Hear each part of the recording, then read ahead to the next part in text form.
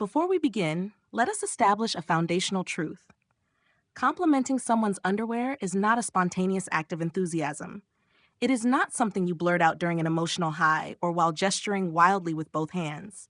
No, it is a calculated maneuver, one that requires an assessment of timing, relationship proximity, plausible deniability, and most importantly, the structural integrity of your poker face. We do not recommend deploying this technique while breathing heavily, speaking at an elevated volume, or in any scenario where the other party has not yet realized they are currently being observed. That is not a compliment. That is a documentary about bad decisions. Section 1. Identifying the optimal moment. The correct window for underwear acknowledgement typically occurs during what we call the unremarkable transition, a moment so ordinary that neither party is prepared for it to contain information. Common examples include someone is getting dressed after the gym and casually mentions they forgot to do laundry. You're both folding clothes and their underwear happens to be in the pile. They're packing for a trip and their suitcase is open. You're having a completely unrelated conversation and they happen to be in a state of partial dress. The key is that they are not performing. They have not curated this moment. You are observing something that was never meant to be a presentation, which is precisely what gives your comment its unsettling weight. You must resist the urge to announce your observation immediately. First, allow 3 to 7 seconds of silence. Let your eyes register the information. Process it internally. Arrive at a conclusion. Only then, and with the emotional temperature of someone reading terms and conditions, do you speak. Section 2. The language of implication. Here is what separates amateurs from professionals. Amateurs say what they think. Professionals say around what they think, allowing the other person's brain to fill in the gaps. Do not say, "I love those." That is enthusiasm. Enthusiasm implies you have been waiting for this. Nobody wants to feel like their undergarments have been anticipated. Do not say, "Those are really sexy." That is horny transparency. We are not here to be transparent. We are here to leave a psychological breadcrumb that they will discover hours later and go, "Wait, what did they mean by that?" Instead, deploy one of the following observation frameworks. Framework A, the neutral acknowledgement delivered with the cadence of a voicemail from your dentist's office. Interesting choice. That's it. No follow-up. No clarification. Let them marinate in the ambiguity. Interesting could mean anything. It could mean you're impressed. It could mean you're confused. It could mean you're filing this information away for later use. They don't know. That's the point. Framework B, the pattern recognition protocol. This one works if you've known them long enough to have a baseline understanding of their aesthetic. That's not what I expected from you. Pause. Let them absorb that. But it makes sense. Now walk away. What you've just done is imply that their underwear reveals something about their inner character that you have now decoded. They will spend the next 2 hours wondering what you figured out. You will never tell them. This is called winning. Framework C, the minimalist observation. Sometimes the most devastating compliment is the one that doesn't sound like a compliment at all. Huh, didn't know you went for that kind of thing. This works because it's structured like a piece of intel. You're not praising, you're documenting. You're updating their file in your mental database. The implication? You're paying attention to details they assumed no one was tracking. Bonus move, immediately change the subject to something mundane, like whether they've seen your phone charger. The tonal whiplash will make the comment echo louder in their brain. Section 3, the art of the aesthetic gap. One of the most effective techniques involves identifying a disconnect between their public persona and their private choices.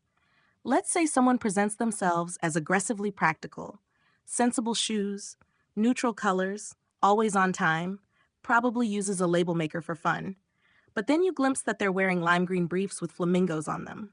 This is gold. The move here is to acknowledge the discrepancy without judgment, as if you're a scientist noting an unexpected variable.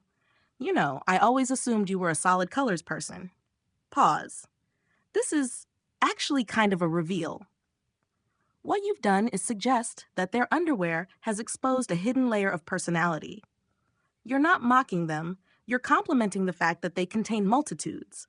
but you're doing it in a way that makes them hyper aware that you've now seen past the carefully constructed exterior. They will think about this comment for days. Section 4. Advanced techniques for maximum impact. If you want to truly ascend to expert level execution, consider the following refined strategies. The callback method. This requires patience. You make your initial comment, interesting choice, and then you never mention it again. Weeks later, in a completely unrelated context, you casually drop, still thinking about that decision you made. They'll say, "What decision?" You smile slightly. "You know which one." You have now weaponized their own memory. They will cycle through every choice they've made in the past month trying to figure out what you mean. Eventually, they'll land on the underwear, and they'll realize you've been carrying that information this whole time, just waiting. The comparative analysis. This works if you have access to historical data, i.e., you've been in this situation before with this person. This is different from last time. That's all you say. No elaboration.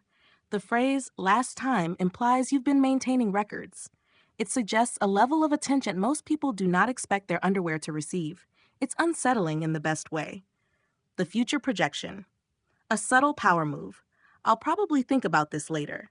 This is not a promise, it's a warning. You've just informed them that their underwear will occupy mental real estate in your brain at some unspecified future moment, and there's nothing they can do about it. They're going to wonder when you'll think about it and why and what conclusions you'll draw.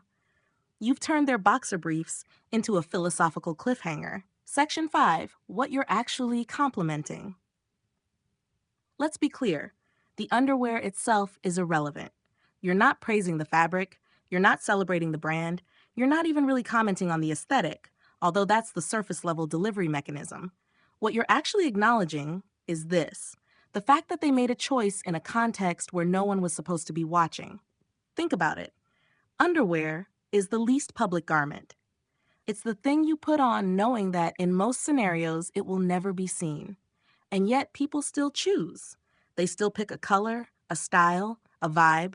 That choice, made in private for no audience, reveals something raw and unfiltered about their sense of self.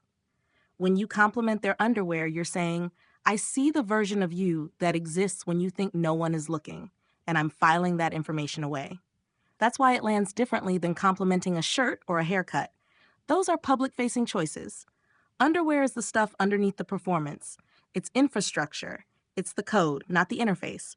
And when someone realizes you've seen their code, that's intimacy or psychological warfare, often both. Section 6, the exit strategy. This is critical. You must leave immediately after delivering your comment. Do not linger. Do not wait for a response. Do not explain yourself. The power of the compliment lies in its brevity and its mystery. If you stick around, you give them the opportunity to ask follow-up questions, which forces you to clarify, which dilutes the entire effect. Instead, execute what we call the drop and pivot. Deliver your line. Maintain eye contact for exactly 1.5 seconds. Break eye contact and redirect attention to something completely unrelated. Example, you, "That's a bold move, by the way." Them, "What is?" You, already looking at your phone, "Do you think it's going to rain later? I can't remember if I closed my car windows." You have now exited the conversation without closing the loop. Their brain will try to resolve the unfinished interaction, which means they'll keep replaying your comment, searching for meaning. If you've done this correctly, they will text you 3 hours later with something like, "Wait, what did you mean earlier?" To which you respond, "About what?" Chef's kiss. You've gaslit them into overthinking their own underwear. Congratulations. Section 7, cautionary notes. Before you attempt this in the field, please review the following warnings. Do not use this technique if you are currently out of breath, you have just entered the room at high speed, you are holding food, your voice is more than 2 decibels above your normal speaking volume, the other person has not yet noticed you are in the room. Do not attempt this technique on strangers, your boss, anyone who is visibly uncomfortable with their current state of dress, people who have explicitly asked you not to comment on their clothing. Acceptable relationship tiers for deployment: long-term romantic partners, green light; close friends with established banter protocols, proceed with caution; Situationships where plausible deniability is still in play, high risk, high reward. Final thoughts. The ethics of delayed reaction. The true measure of success is not whether they respond in the moment. It's whether they pause 3 hours later in the middle of an unrelated task and suddenly think, oh, that's what they meant. That delayed realization, that tiny neurological firework, is the entire point. You're not looking for immediate gratification. You're planting a time-release compliment that will detonate in their brain when they least expect it. And when that happens, when they're sitting in a meeting or grocery shopping or brushing their teeth, and they suddenly flash back to your comment and feel a weird flutter of validation mixed with confusion, that's when you've won. Because you didn't just compliment their underwear, you made them think about themselves differently. And that, friends, is the art. Conclusion. Complimenting underwear is not about the underwear. It's about observation, precision, timing, and the willingness to leave someone with a question they can't quite answer. It's about saying just enough to be heard and not enough to be understood. It's about turning a piece of cotton into a conversation they'll have with themselves for the rest of the day. And if you've done it right, they'll never look at that pair the same way again. Good luck. Speak quietly, exit quickly, and whatever you do, don't explain yourself.